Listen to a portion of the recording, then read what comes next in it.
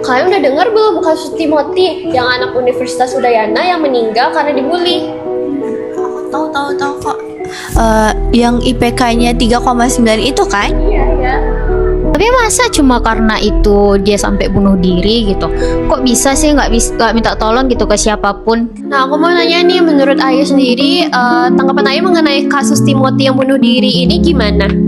Kalau menurut aku sih masalahnya itu bukan karena di Timothy-nya aja, tapi juga tentang bagaimana sih nilai di masyarakat kita.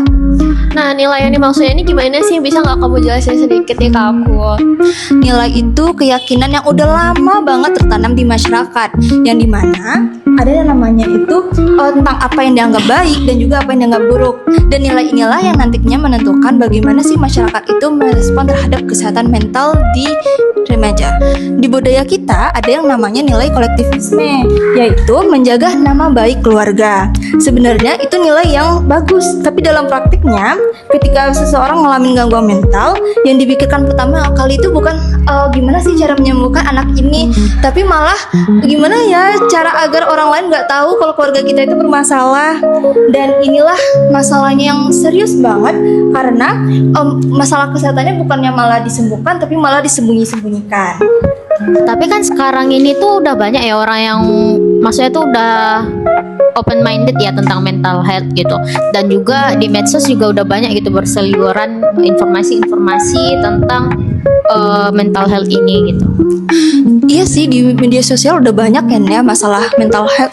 Tapi coba bayangin deh kalau misalnya kamu pulang nih ke rumah dan bilang ke mama kamu, "Ma, aku anxiety." Pasti mama kamu bilang kayak, "Kamu lebay banget sih, itu kamu kurang bersosial aja." Makanya itulah yang harus kita perbaiki dari akarnya sendiri udah bermasalah. Dan ini bukan cuma perasaan kita aja. Aku pernah baca, ada namanya tuh survei INAMHS, di mana survei nasional yang dilakukan oleh UGM dengan beberapa universitas dari negara lain, yang mana hasilnya 1 dari 3 remaja Indonesia punya masalah kesehatan mental. Tapi tahu nggak apa gongnya? Yang mau nyari bantuan profesional itu cuma 2,6% loh. Oh iya, 2,6% doang, sedikit banget. Iya, dikit banget kan?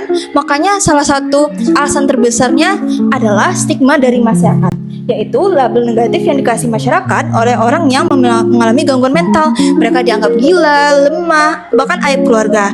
Nah, nilai-nilai inilah yang bikin Timothy lebih milih diam daripada minta tolong kepada orang lain. Sebenarnya teman-teman, nilai itu sendiri ada 2 ya. Yang pertama itu nilai yang menghambat, dan yang kedua adalah nilai yang mendukung. Nilai yang menghambat itu seperti budaya bikin aib malu keluarga, stigma dari masyarakat, dan yang sebagainya.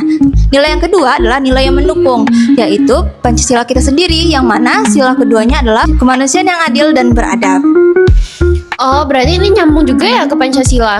Nah, bener banget. Kemanusiaan yang adil dan beradab itu artinya kita tuh harus menyejahterakan orang lain. Apalagi kita ada teman-teman yang struggling nih, kita lah yang harus membantu mereka.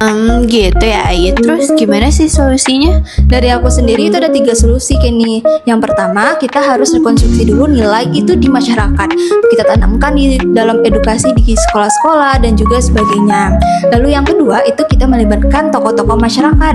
Karena gimana pun masyarakat pasti akan lebih setuju dong dengan tokoh-tokoh agama ataupun tokoh-tokoh ulama. Yang terakhir, kita harus memanfaatkan nilai-nilai yang sudah di masyarakat seperti gotong royong, kerjasama, dan lain-lainnya. Jadi kasus-kasus ini tuh berarti bukan salah pelaku bullyingnya aja ya, tapi emang sistem dari kitanya sendiri yang belum bisa nerima orang yang lagi gak baik-baik aja.